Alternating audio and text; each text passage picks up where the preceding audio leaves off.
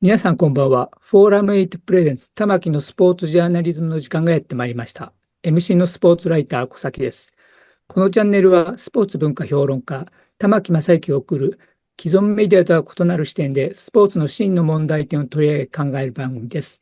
コメンテーターの玉木正之さんです。よろしくお願いします。はい、よろしくお願いします。はい、お願いします。今日は素晴らしいゲストの方にはい、聞いていただいてはい、るんですが、来ていただいてるというよりも、ヨーロッパから特別出演という形で、今マドリードにおられるんですが、山崎拓也弁護士という方に今日は出演してもらいます。それで、サッカーファンの皆さんもあまりよく知らないというよりも、私自身が知らなかった、もうスポーツライターとしてはもう恥ずかしいという以外ないんですけれども、国際プロサッカー選手会であるとか、そういうところの理事をされておられる山崎拓也弁護士に来てもらってますんで、それで、そういう活動が一体どういう活動なのかというのを、うん、FIFA のワールドカップの前にみんはい、なに知っておいてもらいたいとうん、いうので、この番組を作ってみました。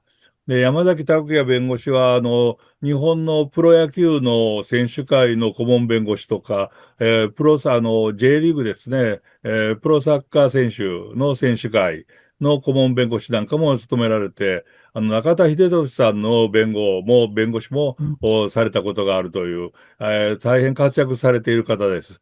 おまけにその活躍されている山崎さんのことを知ったのが、実はジャーナリストの木村幸彦さんの原稿でした。で、木村はい、さんにも来てもらってます。はい、木村さん、聞こえますはい。か？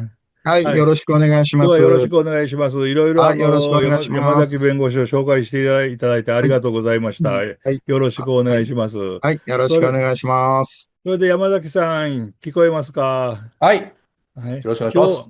今日はなんか後ろが、マドリッド、スペインのマドリッドのマヨール広場になっているそうなんですけれどはい。も、ヨーロッパでご活躍なんですか、今は、主に。そうですね。はい。ヨーロッパを拠点として、はい。ヨーロッパ拠点という生活。と、スペインとか他にも転々とされるときはあるんでしょうか。はい。6年ほど、6年近くロンドンに住んでまして、去年、はい。マドリードはい。に引っ越したっていう、そういう感じですね。あ、そうですか。それではい。私は、大変失礼だったんですけれども、山崎さんとは、実は、お会いするのは2回目であるということで、私自身忘れておったんですけれども、プロ野球選手会がストライキをしたとき、その選手会の事務局長をされていた松原さんという方に私、インタビューをさせてもらったんですね。大変面白い、いいインタビューだったと自分でも思ってるんですが、その時にもご一緒されたはい。ということそうですね。ですね。はい。あ、そういう選手会、例えばプロ野球もそうですけれども、今もそうですか、その選手の弁護といいますか、そういうアシストする仕事をされていると、何かそれは意図的なものがあったんでしょうか？いや、もちろんご縁なんですけれども、はい。選手会っていうのは、労働組合なんですね。はい、そうですね。木村さんの本にも詳しく書いていただきましたけれども、はい。プロ野球選手会は、1985年に労働組合になってますんで、もう40はい。年以上の歴史がありまはい。すし、プロサッカー選手会も2011年に労働組合になってますので、はい。もう、15年ぐらい労働組合うん。なんですけども、結局、スポーツ界っていうのは、これも、木村さんの本にもね、詳しく書かはい。れてありますけれども、やっぱりリーグだったりとか、今日お話しするであろうは FIFA だい。ったりとか、そういうところはい。がルールを作って、選手の権利を、一方的にうん。制限するっていうようなことが多い業界なんですよね。ですあので、あ。それに対してやっぱり選手一人一人が戦うっていうのは大変なことなので、はい。組合を作って、ちゃんと制度の交渉をしていくとうん。いう、そういうところがなきゃいけないということで、うん。プロスポーツの世界では、選手会という労働組合が、アメリカでもヨーロッパでも、いろんなはい。形で発展をしてきて、うん。先ほど言及いただいた国際プロサッカー選手会っていうのも、各国でできたそういった、労働組合、はい。の、国際団体として出来はい。上がった。これはまあ1965年に出来上がったものなので、もう60年以上の歴史があって、まあ、ちょうど昨年が60周年だったんですけれはい。ども、はい、そういう歴史をたどってきてるっていう、そういう特徴がありますね。で、まあ、ご縁あってそういうところの、仕事を、まあ、私ももうかれこれ30年近く、そういったところに関わって仕事をしああ、ていると。そうですか。ね。はでも、い。1965年というと、かなりの古いことで、東はい。京オリンピックの翌年からということになるんですけれどそういうことも、ですね。その存在を私なんかって言っちゃいけないんですけど、スポーツライターとして恥ずかしいんですけれども、知らなかったっていうのは何かこう、やっぱり理由あるんでしょうかね。そうですね。1965年っていうのは、まあ、まだまだプロサッカーっていうのもここまでのね、産業規模ではあ、なかった時そう代でですね。すし、はい。で、もちろんその1965年から活動を開始したんですけれども、はい。えまあ、フィフプロが、まあ、非常にその大きく知られるようになった、まあ、ないしうん。は、非常に大きな組織への第一歩を踏み出したのが、まあ、1995年のボスマン判決っていう判決はい。がありはい。まして、で、まあ、そこからなんですよね。まあ、ボスマン判決っていうのは、ご存知の方も、はい。多いかもしれませんけれども、まあ、今のサッカーの、移籍市場を作り上げたと言われる、まあ、非常にヨーロッパの大きな判決でして、はい。まあ、もともとは選手の移籍が制限されていた。はい。まあ、契約期間が終わった後も移籍するには、前のクラブに、まあ、大きな移籍を払わないと移籍はい。いう、はい。まあ、ルールだったのが、まあ、それが EU 競争法違反だということになりまして、うん。まあ、制度が変わったと。で、そこから、まあ、ジャンマルク・ボスマンという選手のサポートをしはい。ていたのが、まあ、フィフプロだったので、うん。その後新しいルールを作るときに、まあ、FIFA と交渉して、はい。まあ、新しいルールを作るための、まあ、意見を出して、うん。で、2001年に新しいルールができたんですけども、まあ、その基礎を作ったという団体として、まあ、知られるようになったっていうのが、まあ、非常に大きなところうん。ですので、まあ、多くの人も2001年、まあ、1995年のボスマン判決以降に知るに至った人が多いとう思いますけれどん。も、まあ、日本ではまあそこまでね、メジャーな団体でもないので、知らないのも無理はないのかなとはあ、思うんですけど。そうですか。はい。知らないのも無理はないと言われたんで、ちょっとほっとしてますけれども、いえいえ。ボスマン判決は知っていましたけれども、その労働組合があるっていうこと自体も知らなかったっていうことが、ちょっと恥ずかしく思いながら、日本ではまだ知られ渡ってないところはありますよね。うん、そうですね。まあ、もともと1965年っていう時代の背景はですね、はい。まあ、イングランドには、まあ、古くから選手会がありまして、はい。で、イングランドでも同じように移籍の制限、選手のうん。移籍を制限するルールっていうのが、まあ、問題になってて、そういう裁判があったんですよね。あで、イーストあ、ハム判決っていうのが出まして、はい。で、まあ、そういった形で、まあ、選手の移籍に対する戦いを、はい。まあ、するっていう動きが、まあ、起きていた時代うん。で、で、こうん。れは、木村さんにも取り上げていたはい。だいた野球の、まあ、特にメジャーリーグの、選手はい。会も、ちょうど同じような頃ですね、1960年あ代後半にマービン・ミラーっていう、あ、はい。まあ、エコーローレンの、事務局長なうん。どを務はい。めていた、えまあ、方がですね、まあ、メジャーリーグの選手会に、まあ、転籍して、それはい。で、活躍して、世界最強の労働組合と言われるようになっうたんですけん。ども、それも、それが始まったのも1960年の後半なので、まあ、ヨーあロッパでもアメあ、リカでも、まあ、同じような、まあ、労働組合の動きが、まあ、同時に起きていたっていう、活なる発化するほど。動きが起きていたっていう時代背景だったとも言えますよね。なるほどね。プロのスポーツ選手が労働組合を結成して動くということを私なんかがこう具体的に、ああ、そうかと思って知ったのは、やっぱり野茂選手が、ロサンゼルスドジャースに入った時に、ストライキの最中であったと、そういうことがあって、その頃から、あれ、こういうことがあるんだなと思ったんですけれども、プロスポーツ選手が労働組合、要するに労働者であるということは、もう世界的には常識になったっていうことでよろしいわけですね。そうですね。それは非常にいい質問で、はい。実際その労働者的に扱われていないことがまあ多かった。あで、あ、はい。それは今もやっぱそうなんですようん、ね。ですんうで、ん、例えば労働者として考えた場合には、まあ、労働法っていう、まあ、はい。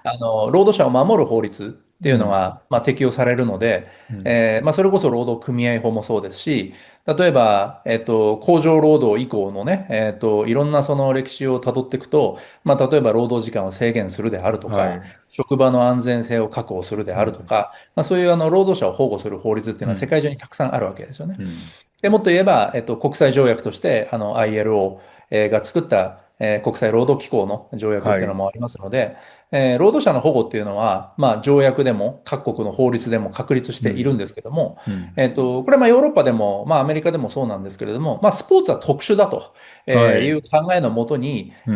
まあ、ある国では労働者じゃない。うで、ある国でん。は労働者なんだけれども、まあ、特別な扱いで、この法律は適用されないみたいなうん。扱いがされてきたっていうことはやっぱ多かったんですよね。でなるほど。すんで、まあ、ヨーロッパ、アメリカを中心として、選手会がやってきたことっていうのは、いや、労はい。働者なんだから、労働者うん。らしく扱ってくれ。つまり、一般の労働者と同じような保護を与えてくれと、うん。まあ、いうような戦いだったりとか、うん。そもそも労働者とされていない国なんかは、労働者とはい。して認めてくれというようなうん。話だったりとかっていう、まあ、そういう動きがずっと行われてきたっていうのが、まあ、こうん。こ50年、60年ぐらいの歴史だと。で、まだなるほど。その、歴史っていうのは続いていて、まあ、今はい。でこそ ILO から正式に、労働者としてはい。認められるようになったんですけれども、これがまあうん。2020年以降の話なんですうん。けれども、まあ、2020年で、まあ、すごい最近ですし、そうであの、すね。はい。ちょうどこの間2026年の3月、まあだから、2ヶ月前ですね、はい。ILO で、まあ、歴史的な会議が行われて、選手が、労働者であるっていうことを前提に、じゃあ ILO の条約をどういうふうに適用していくかっていうガイドラインを作るっていう、会議が、まあ、行われたんですよね。はい。で、それがまあ行われたのも2ヶ月前っていう状況ですから、ああの、まあ。あ、いかにこの戦いが、まあ、長くかかってるかっていうことを、それ今の言われた会議というのは ILO が開いた会議にそうです。なるわけです。ILO あ、が、はい。そうですか。スイスの、ジュネーブに ILO の本部があるんですけれはい。ども、はい。そこに、労働者の代表、まあ、例えば世界の選手会だったりとか、はい。それから、使用者の代表だったりとかが、うん。まあ、集まって会議をするっていうことが、3月の第1週に行われたんですよね。なるほどね。はい、私も行ってきたんですけども、まあ、5日間、朝から晩までずっと、ガイドラインの、まあ、その文章を具体的にどうするかっていうあことの、あ。まあ、戦いというか、交渉というか、ああ。はい。まあ、そう。当然のことながら、使用者の方は、あまり適用されないようにしたいし、労働者の方は適用されるようにしたいので、なるほど。そういう、攻防が行われてたっていう、うん。そういう状況です。それで現状としては、だいぶプロスポーツ選手の権利が認められるようになったというふうに判断してよろしいんでしょうか。そうです。おっしゃる通りですね。ああ、そうですで、か。これも本当に少しずつで、まあ、うん。労働組合、まあ、例えば、1985年に、これもはい。木村さんの方にも書かれてありますけど、はい。まあ、中畑さん中心に、その労働組合に、日本プロ野球選手会がプロ野球、なったはい。時も、果たして労働者なのかっていう議はい。論があったんですよね。そうですね。で、まあ、そこで労働組合に、まあ、慣れた、まあ、うん。資格審査が通ったと、うん。いうところが、まあ、一つ、日本では大きな歴史の一歩になってるんですけども、でも、じゃあ、他の労働法、まあ、例えば労働基準法だったりとか、はい。まあ、安全衛生に関する法律だったりとかっていうのが、はい。ダイレクトに適用されるかっていうと、そうではないんですよね。ですんで、おー。うん。はい。まだまだ日本でも、まあ、税金との関係では個人事業主ですし、はい。それから、まあ、厚生年金とかの適用もありませんし、はい。ですんで、まあ、労働組合法としては労働者として認められてはいるんですけれども、はい。なかなかそれ以外の保護は受けられていないっていうのは、まだ日本でも続いていることであるんですよね。なるほどね。ということは、もう、木村さんは、やっぱり日本のはい。プロ野球の、労働組合の本も最うん。近出されました。その、いきさつもあるんでしょうけれども、日本のプロスポーツ選手の権利といううん。のは、どうなんでしょうか？どういう段階なんでしょうね。理想的な部分でうん。言うと、何パーセうん。ントぐらいまで労働者としての権利が認められているとは、そういうことはうん。言えますか？まあ、まず85年に中畑清さんが、トロはい。イへ持って行って、認可を受けますよね。はい。これすごく大きなまだくさびを打てたと思うんですよ。トロイって東あの、京都の労働委員会ですよね。はい。そうですね。はい。で、先だってね、この本非常に興味深いって言って、いろいろこう、アプローチしてきてくれた、社民党の元副党首の、大椿優子さんというお、方がいらっしゃはいはい。るんですけども、はいはい。はい、大椿さんは、関西学院大学で仕事をしてたんですけれども、そこではい。なんか理不尽な雇い止めにあって、まあ、それね。で、労働運動にこう目覚めていって、最終的に国会議員までなった方なんですけども、はい。まあ、彼女は、まあ、野球とかほとんど見たことがなかったらしいんですけども、ね。ものすごくよくわかるっていうんですね、こうのん。労組の立ち上げの動きというのが。うん。で、いわゆる、労働問題のプロフェッショナルである彼女が言っていたのが、まあ、すごく大きく、私たちも目から鱗だったのが、いわゆるプロ野球選手が、労働者である。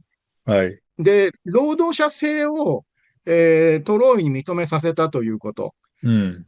で、言われてみれば本当にその単年度契約で、しはい。かも、え統一契約書というものによって、一度契約を交わした球団とは、当時はもうある種生涯、はい。要するにずーっとその任意引退にされてしまったら、例えば退団した後ももう他に行けないわけですよね。FA が取られるまで。要するに、もう元いた球団の許可はい。がない限り、はい。動けないということですよね。そうです。で、しかもポストシーズンも確約されてないから、365日、はい。24時間、球団の言いなりで、オフの間も休めない。そうですね。オフの間もサイン会なんかを球団にはい。命令されてやらされるとはい。いうようなので、があったんしかもですね。今も戦ってますけども、肖像はい。権の問題についてあ、言えば、もう当時は本当にもう使われ放題であったと。なるほど。うん。はい。で、これ、中田さんに聞いたんですけども、むしろ中田さんはまだ戦いは続くかなと思ってたんだけど、びっくりするほど早く認定してくれた。あ認可が下あ、りた。うん。これ、トロイもびっくりしたって言うんですよ。これは本当に、これ普通のサラリーマンよりきついんじゃないかっていうぐらい、ああ、当時は搾取されてたという。なるほどね。うん。なるあほどの本ね。を書いて僕は一つやっぱり、大きかったのは、そのことに皆さん、野球をほとんど見なかった人たちも気がうん、ついてくれうん、たっていう、うん。はい、いや、そのことですね。野球をよく見ていた私なんかも初めて気がついたことが多かったですけれどもね。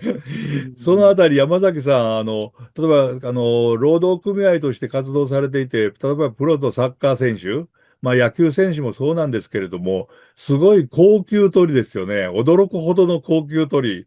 この方が労働者なのっていう声は、やっぱりヨーロッパなんかでもあるんじゃないですか？どうはい。ですか？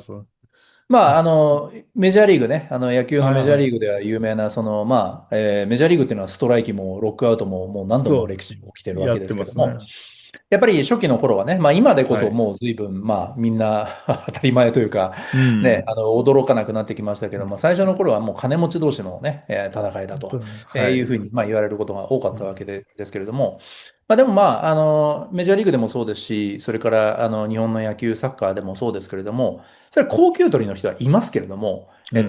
じゃあ大部分の人はどうなのかって言ったら、うこれまあ中畑ん。さんが実際ね、1985年当時も、おっしゃってたことですけれども、やっぱり、うん。二軍にたくさん選手がいるわけですし、はい。まあ、一部もちろん高級取りの人はいるのは事うん。実ではありますけれども、そうじゃない人の方が、まあ、多いわけではい。すから。うん。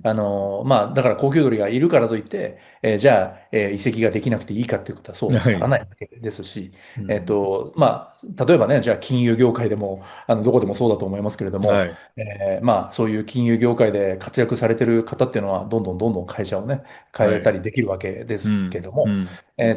まあ、これよく私も大学で授業したり、学生によく話をしてるんですけども、はい。例えばドラフト指名されると、イエーイとか言って、こうなんか胴上げしたりとかするじゃないですか。やりますね。でも、はい。あの瞬間、移籍の自由がなくなるってあの瞬間なんだよっていう、そういう説明をしてる。ああ、はい。なるほど。あのうんで、すごい、瞬間にもちろん、喜びの瞬間ではあるんですけども、はい。と同時に、9年間、はい、うん。一軍に、145日以上登録されないと、うん。移籍できないっていうことが移籍でき決まった瞬る。間でもあるんですよね、あれって。FA の制度を取得できないということですよね。それそうです。まはね。あ、で要するに、今まさに木村さんおっしゃられたように、うん。一旦入団するとですね、うん。球団の許可がなければ移うん。籍できないっていう制度に縛られているわけうん。ですうから、ん。で、これがまあ、アメリカとかヨーロッパでは、はい。独占禁止法違反だったりとか、うん。まあ、そういうところで争われてきて、まあ、ボスマン判決もボスマン、そうですよね。はい。はい。労働者の自由移動っていう、まあ、大原則、転職の自由というものを、はい。